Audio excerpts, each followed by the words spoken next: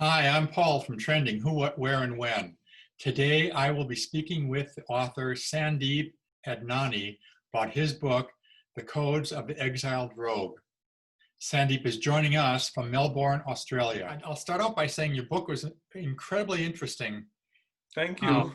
it seems like I don't know how you did it, but you kept escalating the drama, just pulling me in further and further until I just finished the book. I'm glad. I'm glad. So as Trending Who, What, Where, and When is a luxury travel guide, I'll begin by asking you, tell our followers about your favorite spots. And you've listed a number of places. And it looks like you started with Melbourne. Good morning, everybody. This is Sandeep from Melbourne. It's a wonderful winter morning here today, 6 degrees and feels like 2. I'm the author of Codes of the Exiled Rogue. Please say hello to my city. Good morning, Melbourne City.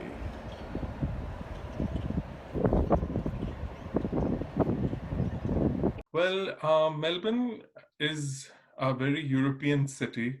It has the art, it has the culture, and it's had this very healthy rivalry with Sydney. But having been to both, having lived here, but having been to both, I think Melbourne wins hands down. So, as you know, we have no lack of space here. There's tons of space. So there are huge parks, we have a huge zoo, a very, very lovely zoo where you can walk around, where the animals also are walking around. They're not in cages. So it's great to see them in their natural habitat. Of course, you have the CBD, as we call it, the Central Business District. So you have the Flinders Street Station, the Federation Square, St. Paul's Cathedral. These are the usual haunts one would go to when they go to the city. They would take the Yarra River cruise from there, and it's a short walk to the casino. So everything is pretty accessible.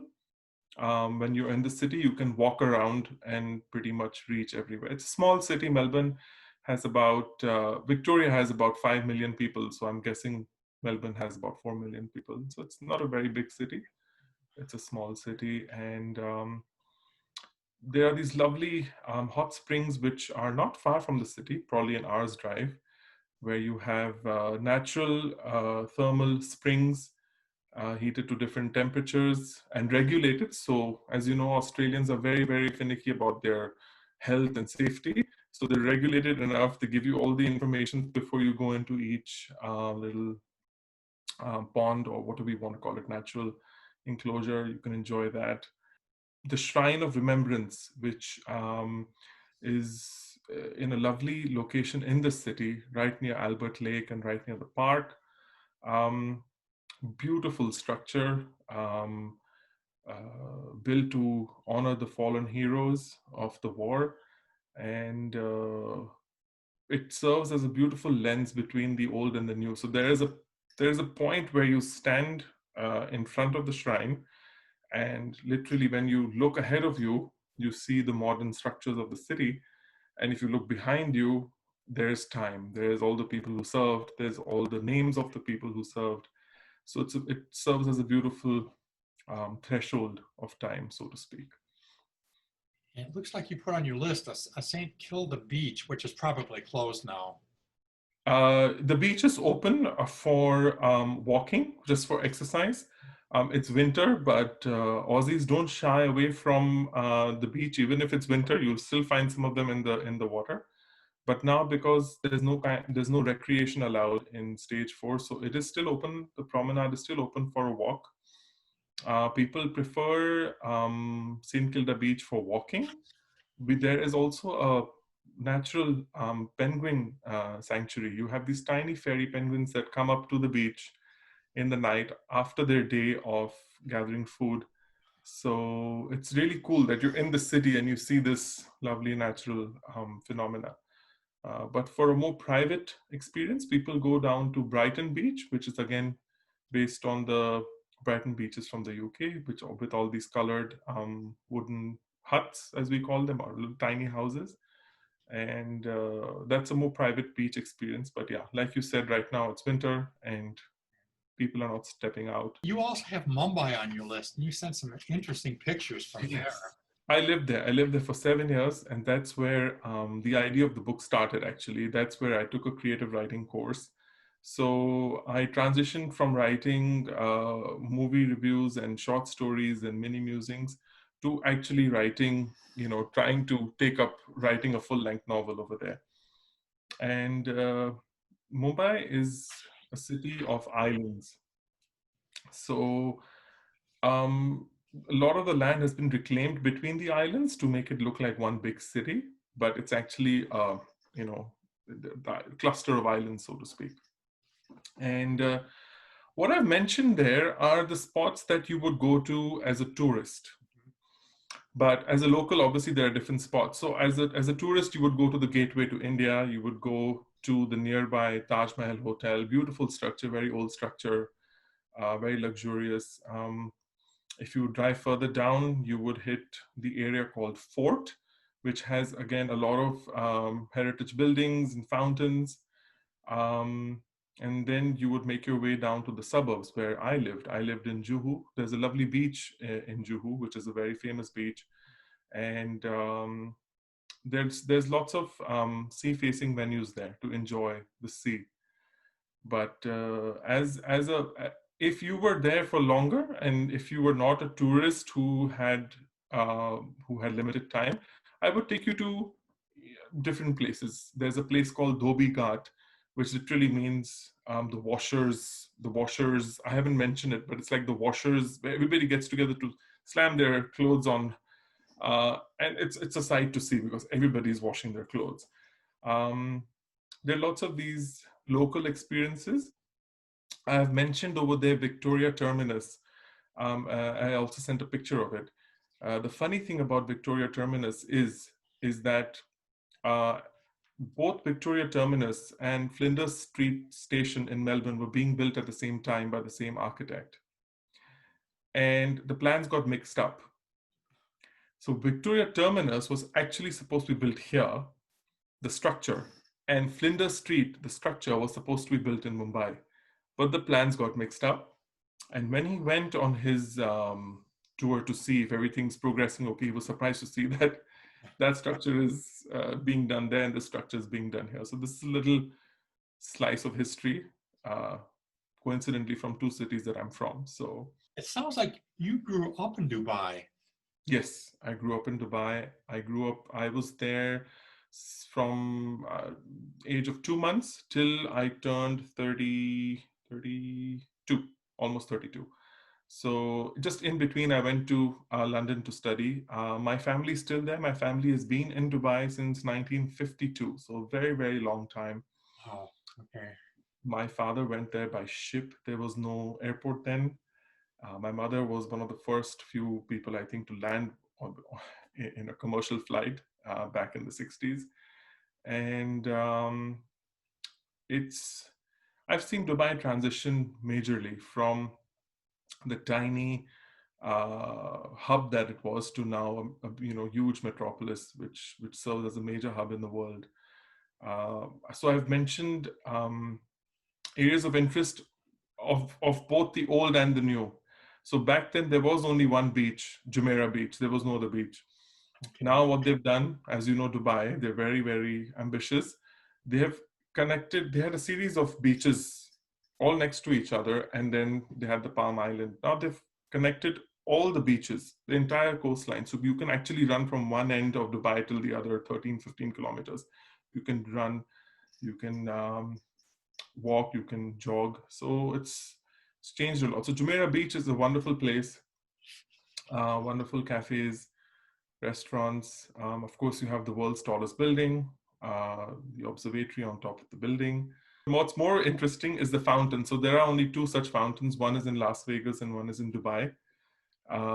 Really nice fountain. And the good thing that they've done is they've made it very culturally appropriate. So they play the fountain to different languages, different popular songs from different languages, because as you know, Dubai is 200, 250 plus nationalities. So they try and honor all the expatriates, and that's quite nice.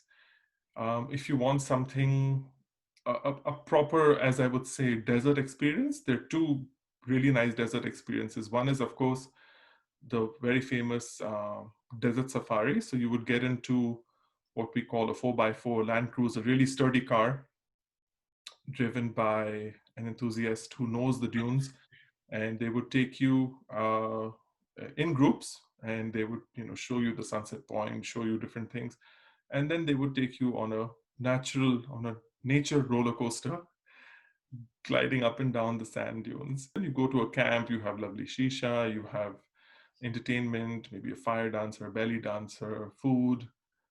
And the other desert experience, which is one of my favorites, which is something I usually take my guests to, is the Bab al Shams Desert Resort. So Bab al Shams literally means the door of the sun.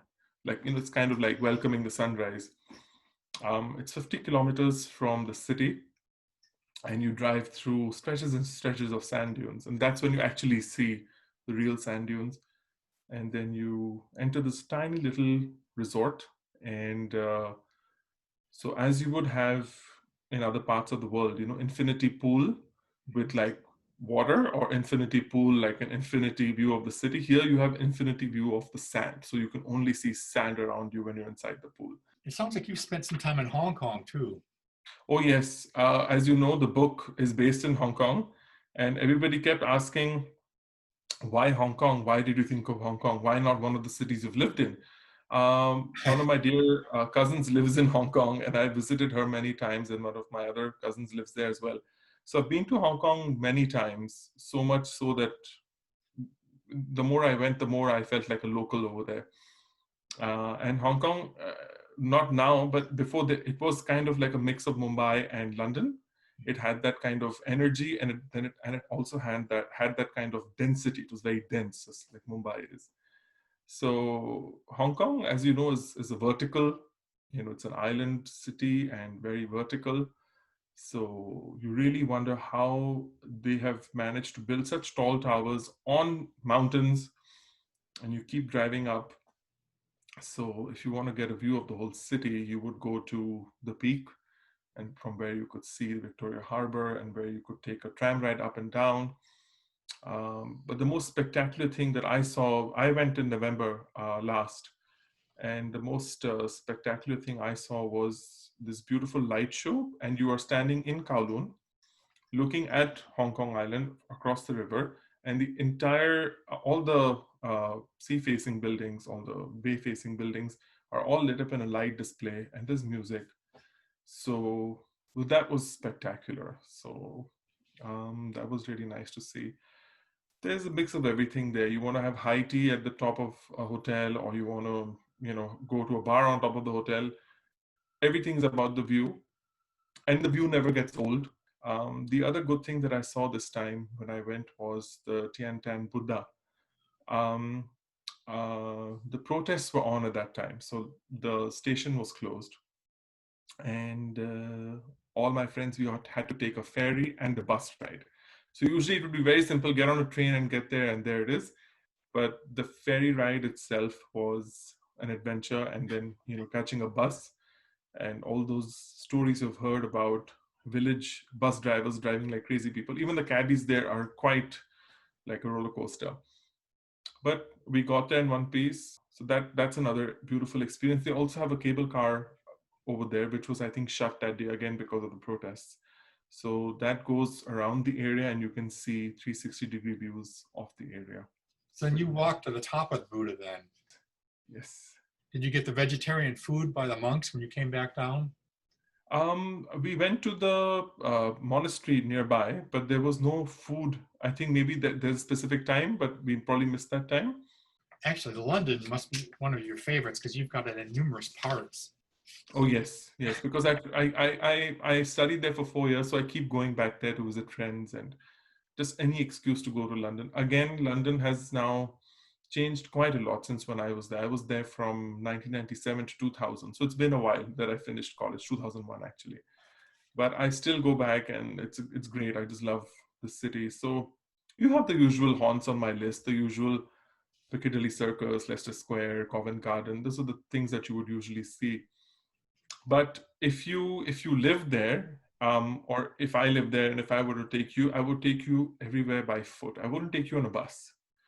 We would walk down Buckingham Palace through the gates, which lead to Trafalgar Square. And from there, I would take you down Piccadilly Circus, Leicester Square, Covent Garden, Charing Cross, and then walk all across Strand. That's where my college is, King's College London. Cross the bridge to Waterloo. Walk down to where the London Eye is, and walk back on Westminster Bridge to get a stunning view of Big Ben and the Houses of Parliament, finally ending at Westminster Abbey. So this is kind of the local tour as opposed to, the bus tour. The Shakespeare Globe Theatre, another very good experience. And they explained why tickets were cheap and why they were called the way they were called, because people in the stall didn't shower. Obviously, they couldn't afford soap or they couldn't afford to shower. So there was a separate ticket for them, and the price was so because they didn't shower. People up there could afford soap, so they could shower. So you really wonder the etymology of things, names. Where does it come from? It actually comes from real events in history, just not. So I was going to ask you how your writing career began and how it evolved into you being published. Very simple. This idea germinated in 2013. It was something that I had told myself I wanted to do since I was in high school, actually. I wanted to write a book. And it was something that my grade 9 teacher had actually told me. She's like, I don't think you can write a book. Maybe you should stick to writing short stories instead. Okay. So I was like, I'm going to write a book. I'm going to show you that I can. But it kind of, took a back seat with life, with the career, etc. And I started writing after the writing course, but it didn't take off. That whole, as they say, the maturity of life, having the life experience, I think that was needed, not only just the writing skill itself. And I took it up over here when I moved to Melbourne, and after I finished my training as a counselor, so I transitioned from becoming a marketing and advertising professional to a counselor. So I became a full-time counselor, retrained, and one day, boom, started writing. And in 50 days, I had written the book. Literally, it was like a wave, like a surge of inspiration. And I would sit every day and I would write, and that was it. And back then I was thinking, you said you'd write a book, so write a book. But when I wrote the first book, when I finished it, when I marked it, I knew that wouldn't be it. So I said, okay, this is going to be a trilogy. And then published the book, self-published it on Amazon. Did a lot of marketing, did a lot of, we had 3 launches, one in Dubai, one in Mumbai, one in Melbourne. I've shared some pictures with you of the different launches. And it went on to become an Amazon bestseller. And I was like, yeah, it has to be a trilogy. And then COVID came along. So COVID gave me all the time in the world. And I wrote both part 2 and part 3. They're both written, they're both done. And part 2 is out next month. I'm doing the title reveal next week. And part 3 is with the editor as we speak.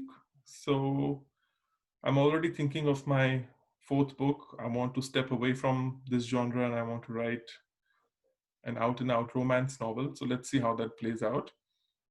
But yeah, this genre of metaphysical and transformational fiction. Since you've read book 1, please do read book 2, because I've literally flipped book 1 on its head. So really? that should be interesting, hopefully. So it's a continuation with the same characters. Exactly the same. So literally this book ends on chapter 24. Book 2 starts on chapter 25. So it's exactly the same story. It's same characters on the same day as you leave them. It continues exactly from there. And same for book 3. Yeah. And then the same is true with the third. Third is Yes. okay. And you wrote book 2 and book 3 while you were in 4 months. I've noticed a lot of people have been really active during this time when they're Yes. at home, Yes. publishing and completing things that otherwise were never done. Publishing, training.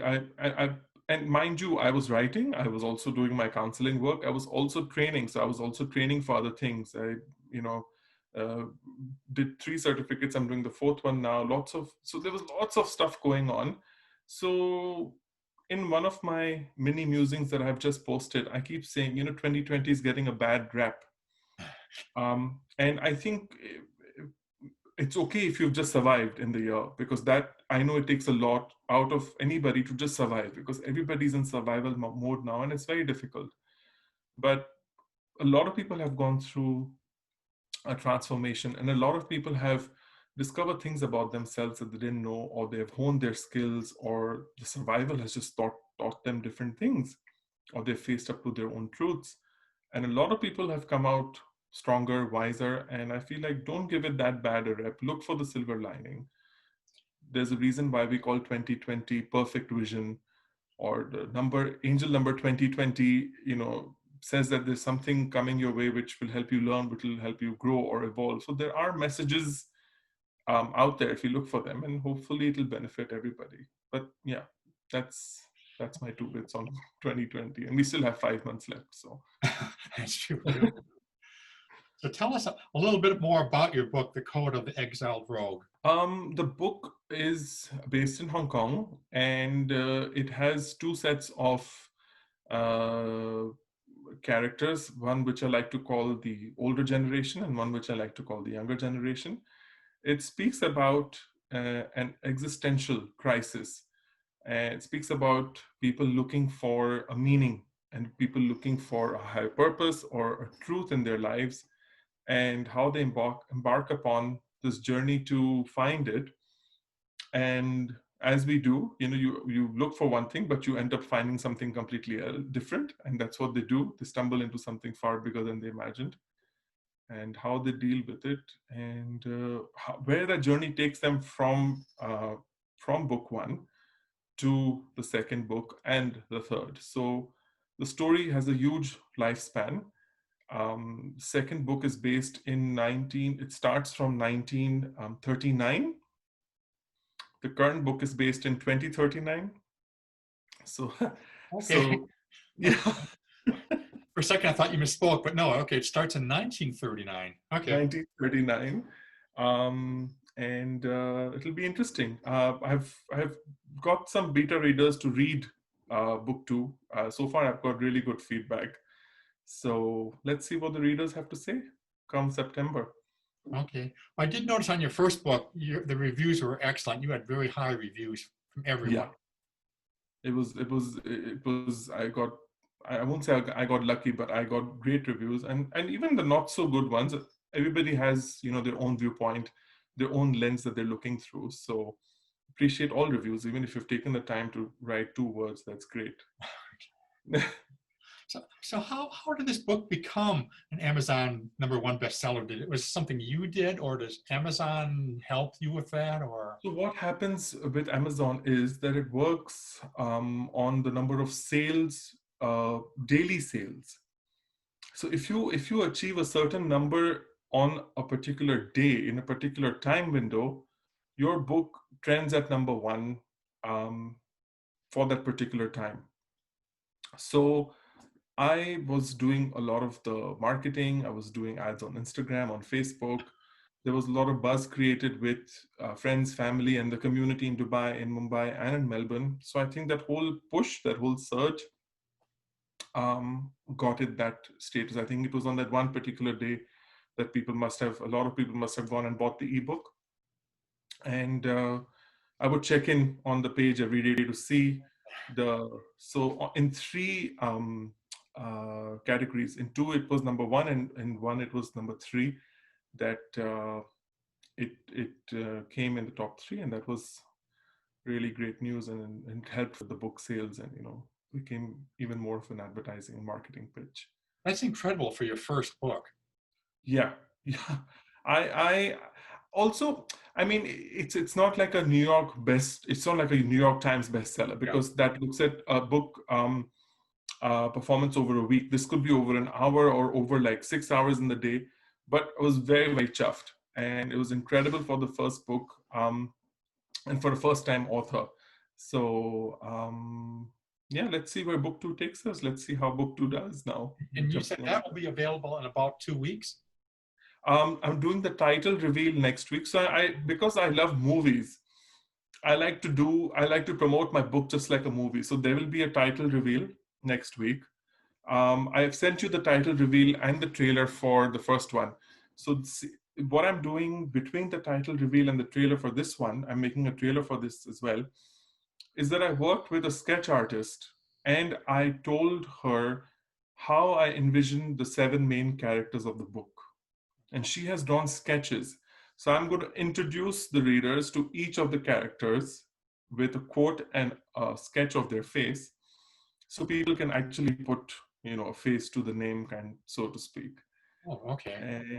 And then I'm going to share the trailer of the book. Then I'm going to do a cover reveal, and then I'm going to release the book. Okay. Because right now everybody is stuck at home, so yes, might as well, they're captive, so might as well show them everything.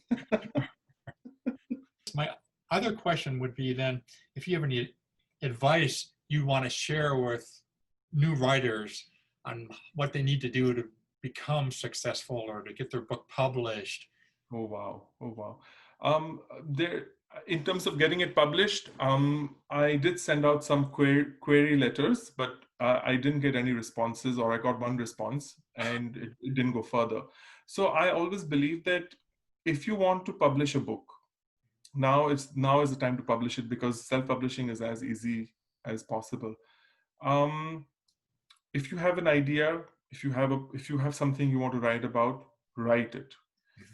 But you must invest in 2 things, which is a good editor, very important, and somebody to take care of the graphics side of things. So whether it's your cover, whether it's your promotions, because if you're self-publishing, then you're also self-promoting, you're also self-marketing. So it becomes like a proprietor, it becomes like your own kind of work, your own business. And that's the way to go about it.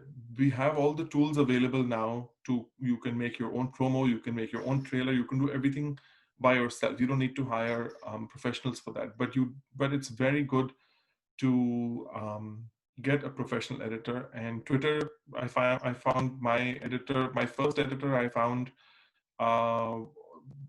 sent out chapters to 5 editors, and I waited to see who sends the best feedback and who sends what kind of feedback. And that's, I based it on a few things. I based it on speed. I based it on how frank and upfront they were. You want somebody to challenge you, and based it on a few things in my head. And I went with the one, and she's the one who's doing all 3. And then you need somebody to format your book, and you need somebody to do all the graphics, because as much as they say, don't judge a book by its cover, but a cover is important. Yes, I think so too. A cover is important, and it should reflect what you want it to reflect. And you should also speak to somebody who can give you the expertise and advice that you need.